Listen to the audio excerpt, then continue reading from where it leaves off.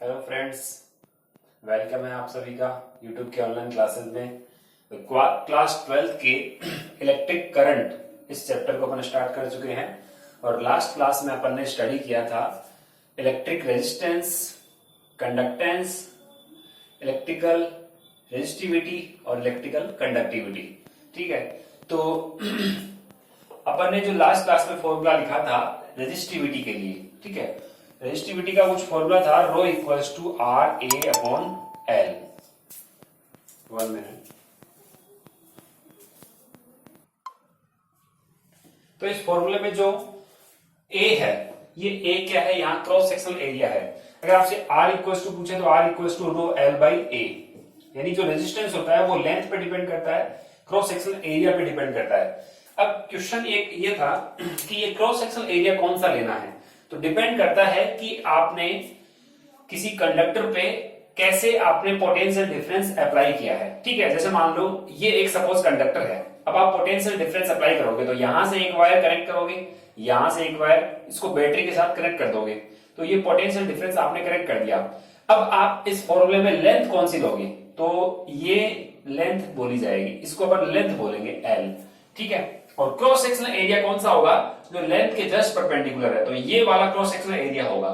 अगर मैं यहां पे पोटेंशियल डिफरेंस ऐसे अप्लाई करता, सपोज एक वायर मैंने यहां कनेक्ट किया, दूसरा यहां कनेक्ट किया है, ठीक है, ये वायर मैंने बैटरी के पॉजिटिव से और ये नेगेटिव से कनेक्ट कर दिया। ठीक है, अब अगर मान लो आपसे पूछे लेंथ कौन सी होगी, तो इस बार लेंथ ये होगी और क्रॉस सेक्शनल एरिया कौन सा होगा, ये क्रॉस सेक्शनल एरिया बोला जाएगा, ये वाला, इसको अपन क्रॉस सेक्शनल एरिया बोलेंगे।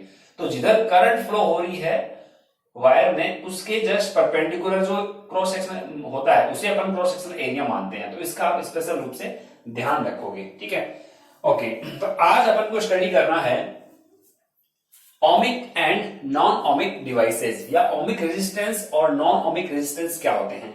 जैसे नाम से ही अपन को यहाँ पे पता लग रहा है, जैसे इसका नेम है कि ओमिक डिवाइस का मीन क्या होगा, कि ऐसी डिवाइस होगी जो ओम्स लॉ को फॉलो करती है, ओम्स लॉ को पालन करती है या ओबे करती है उसका।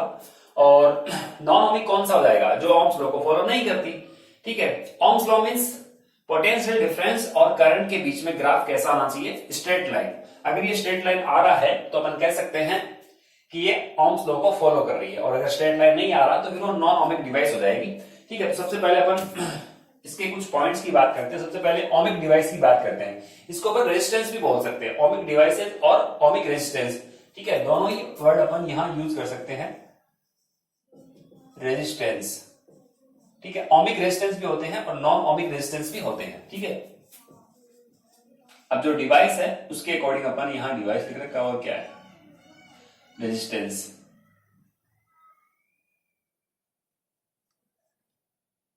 ठीक है, अब क्या डेफिनेशन होगी ओमिक डिवाइस की, तो अपन बोलते हैं ये ऐसी डिवाइस होती है जो ओम्स लॉ को फॉलो करती है, और पोटेंशियल डिफरेंस और करंट के बीच में जो ग्राफ प्लॉट अपन करते हैं वो एक स्ट्रेट लाइन आता है एक पर्टिकुलर टेम्परेचर तक। एक लिमिट है टेम्परेचर की, ऐसा नहीं ज्यादा टेम्परेचर अपन इंक्रीज कर दे। आगे आप स्टडी करोगे, जैसे जैसे कंडक्टर का टेम्परेचर इंक्रीज होता है उसका रेजिस्टेंस भी क्या होता है, इंक्रीज होने लगता है। तो एक सर्टेन टेम्परेचर तक अपन कहते हैं V और I में क्या होता है, डायरेक्टली प्रोपोर्शनल का रिलेशन रहेगा, यानी V डायरेक्टली प्रोपोर्शनल I। तो इसका अगर आप ग्राफ प्लॉट करोगे V और I के बीच में, तो ये क्या आएगा, स्ट्रेट लाइन आएगा। ठीक है, तो ये ओमिक डिवाइसेस बोली जाती है। ठीक है, और सेकंड थिंग, ये तो फर्स्ट थिंग होगी, और ये स्ट्रेट पास कहां से होगा, ओरिजिन से। ठीक है, मान लो ये ओरिजिन से पास हो रही है स्ट्रेट लाइन, V और I के बीच में स्ट्रेट लाइन आएगी। स्ट्रेट लाइन तो ऐसे भी आ सकती है। ठीक है, तो स्ट्रेट लाइन ऐसे ना हो कि अपन कह रहे हैं ओरिजिन से पास हो रही है, ठीक है, या ओरिजिन के पास से ऐसा लीनियर रिलेशन शो कर रही है, ऐसा अपन कह सकते हैं।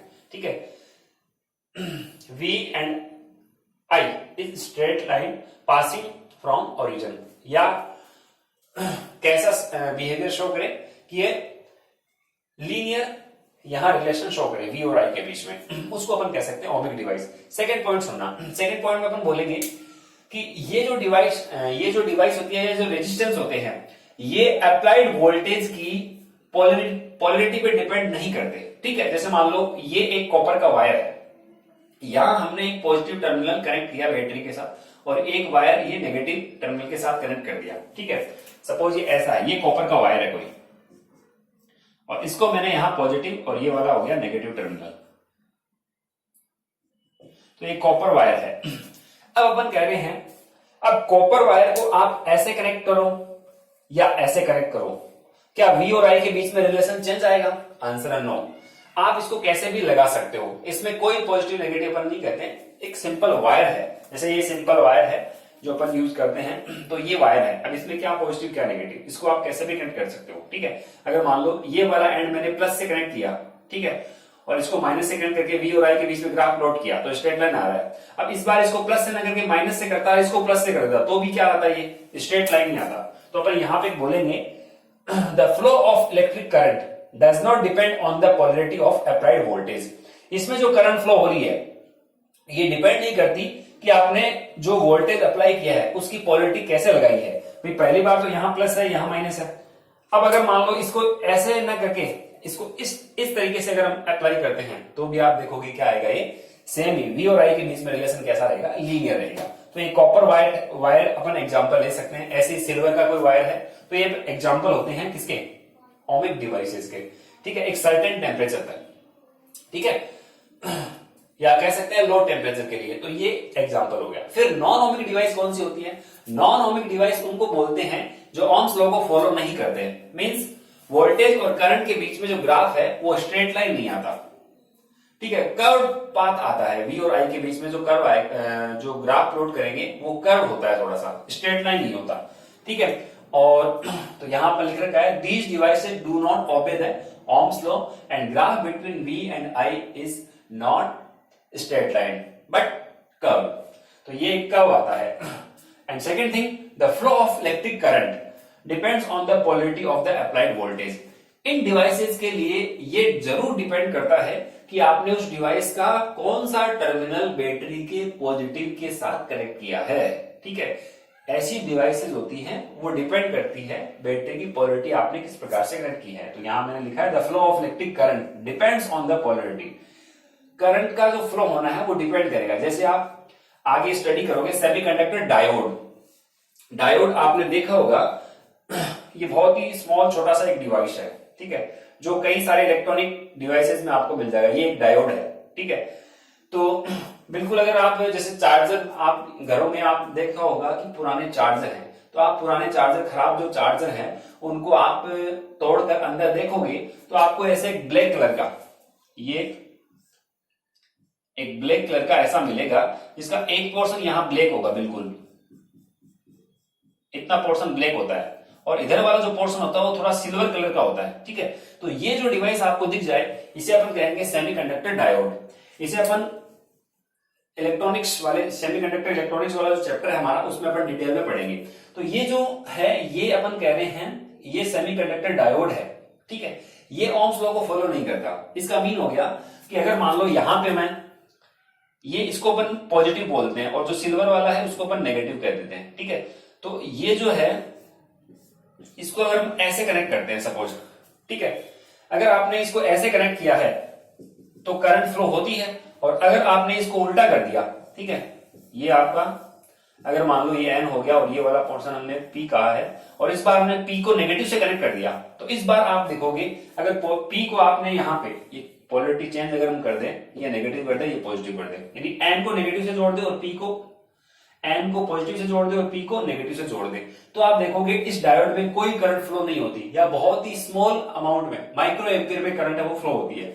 और अगर आप ऐसे करंट फ्लो कराते हो, यानी आप पी को पी से जोड़ रहे हो, पी को पॉजिटिव से जोड़ रहे हो, एन को नेगेटिव से जोड़ रहे हो, तो आप देखोगे इसमें से करंट है वो आसानी से फ्लो हो जाती है। अब देखो यहां, तो ये एक ऐसी डिवाइस होगी जो पोलैरिटी पे डिपेंड कर रही है कि आपने इसका पी वाला जो एंड है वो पी के साथ ही कनेक्ट किया गया, मतलब पी को पॉजिटिव से ही कनेक्ट किया है या नेगेटिव से कनेक्ट किया है, इस बात पे डिपेंडेंस है।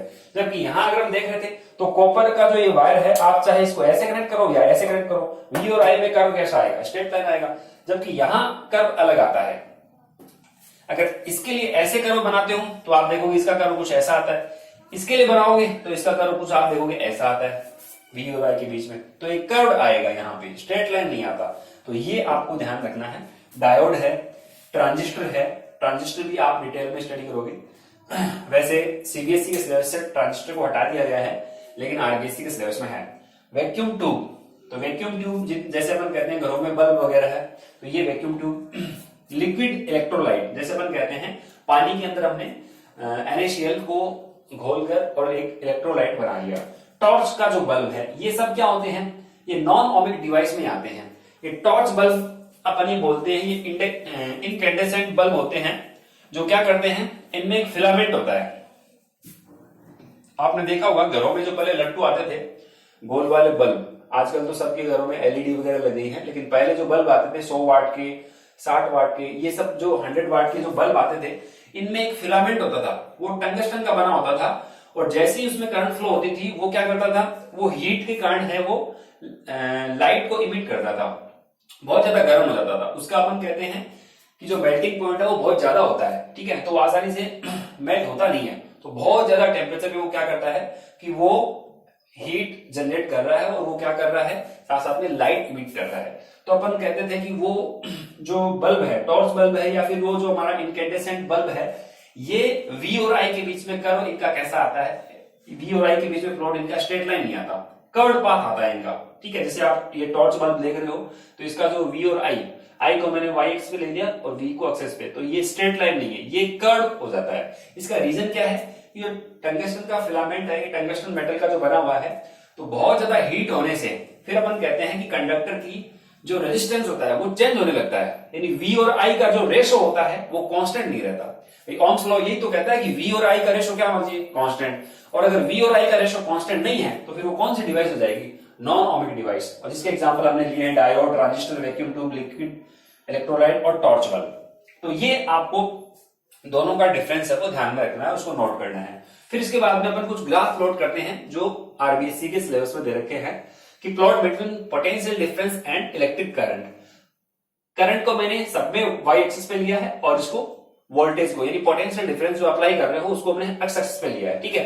तो आप देख सकते हो इनकैंडेसेंट बल्ब, इनकैंडेसेंट या टॉर्च बल्ब जो होते हैं वो फिलामेंट, अभी बताया आपको फिलामेंट के बने होते हैं, फिलामेंट जो होता है वो टंगस्टन का बना होता है। आपने देखा होगा एक पतला सा तार रहता है, कई बार फ्यूज होता है तो आप देखते हो जो वायर होता है वो वहां से हट जाता है।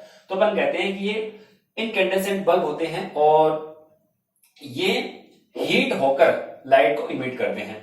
तो हीटिंग के कारण यानी टेम्परेचर इंक्रीज होने के कारण इनका रेजिस्टेंस है वो चेंज हो जाता है, रेजिस्टेंस इंक्रीज हो जाता है, इसलिए है वो V और I का रेशो सेम नहीं रहता और फिर वो कर्व पाथ मिल जाता है आपको। सेकंड, सेमीकंडक्टर डायोड के लिए भी आप देखोगे I और V के बीच में कर्व है वो स्ट्रेट लाइन नहीं आएगा और ये कुछ ऐसा कर्व आपको मिलेगा। नेक्स्ट, इलेक्ट्रोलाइट की अगर हम बात करें तो इसमें भी I और V के बीच में कर्व है वो स्ट्रेट लाइन नहीं है और ये भी क्या हो जाता है, स्ट्रेट लाइन ना होकर ये कर्व पाथ है वो अपन को मिलता है, ठीक है। तो ये थोड़ा सा आप यहां पे इसको नोट करोगे। ये इनकैंडेसेंट बल्ब की अपन बात कर रहे हैं,